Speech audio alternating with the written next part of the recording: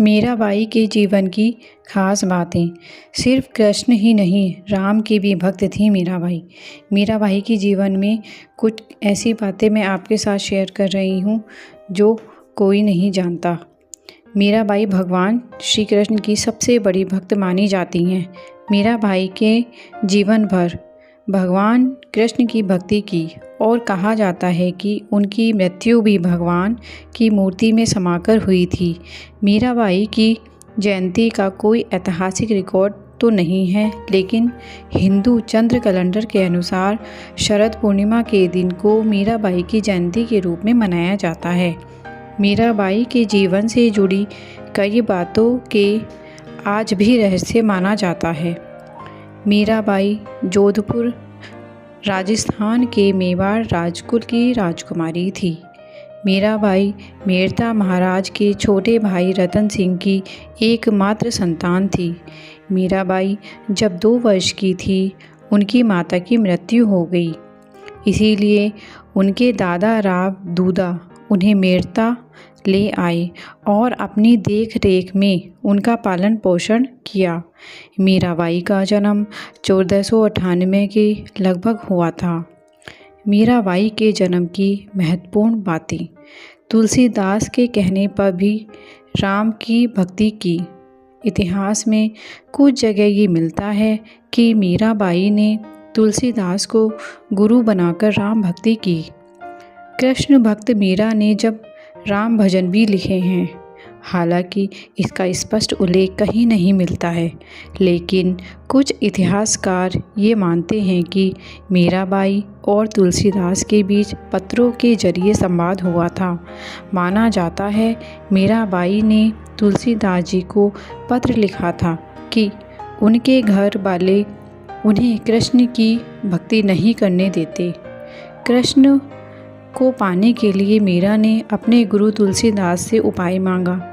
तुलसीदास के कहने पर मीरा ने कृष्ण के साथ ही राम भक्ति के भजन लिखे, जिसमें सबसे प्रसिद्ध भजन है पायो जी मैंने राम रतन धन पायो। बचपन से ही वो श्री कृष्ण भक्त थीं। जोधपुर के राठौर रत्न सिंह की इकलौती पुत्री मीराबाई का मन बचपन से ही कृष्ण भक्ति में रम गया था।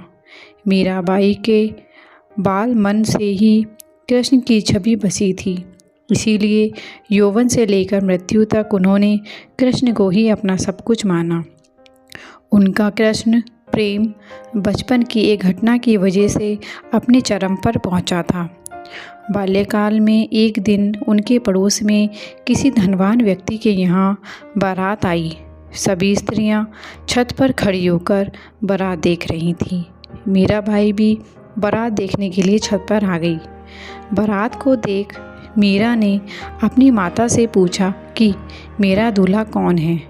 इस पर मीराबाई की माता ने उपहास से ही भगवान श्री कृष्ण की मूर्ति की तरफ इशारा करते हुए कह दिया कि यही तुम्हारे दूल्हा हैं। यह बात मीराबाई के बाल मन में एक गांठ की तरह समा गई और वे कृष्ण को ही अपना पति समझने लगी। भोजराज से विवाह उनका कैसे हुआ? विवाह योग्य होने पर मीराबाई के घर वाले उनका विवाह कराना चाहते थे, लेकिन मीराबाई श्री कृष्ण को पति मानने के कारण किसी और से विवाह नहीं करना चाहती थीं। मीराबाई की इच्छा के विरुद्ध जाकर उनका विवाह मेवाड़ के राजकुमार भोजराज के साथ कर दिया गया। मीराबाई की कृष्ण भक्ति क्या थी? पति की मृत्यु के बाद मीराबाई की भक्ति दिनों दिन बढ़ती गई। मीरा मंदिरों में जाकर श्री कृष्ण की मूर्ति के सामने घंटों तक नाचती रहती थी। मीराबाई की कृष्ण भक्ति उनके पति के परिवार को अच्छी नहीं लगी।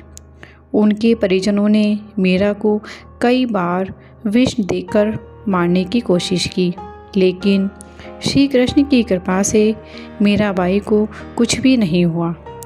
पति की मृत्यु के बाद क्या हुआ मीरा के साथ? विवाह के कुछ साल बाद ही मीराबाई के पति भोजराज की मृत्यु हो गई। पति की मौत के बाद मीरा को भी भोजराज के साथ सती करने का प्रयास किया गया, लेकिन वह इसके लिए तैयार नहीं हुई। इसके बाद मीरा वृंदावन और फिर द्वारिका चली गईं। वहाँ जाकर मीरा ने कृष्ण भक्ति की और जोगन बनकर साधु संतों के साथ रहने लगी। श्री कृष्ण में समाकर हुआ मीराबाई का अंत। कहते हैं कि जीवन भर मीराबाई की भक्ति के कारण उनकी मृत्यु श्री कृष्ण की भक्ति करते हुए हुई थी। मान्यताओं के अनुसार वर्ष 1547 में द्वारिका में वो कृष्ण भक्ति करते करते श्री कृष्ण की मूर्ति में समा गई थी। मान्यता वृंदावन की गोपी थी मीरा। मान्यता है कि मीरा पूर्व जन्म में वृंदावन की एक गोपी थी और उन दिनों वह राधा की सहेली थी। वे मन ही मन भगवान श्री कृष्ण से प्रेम करती थी।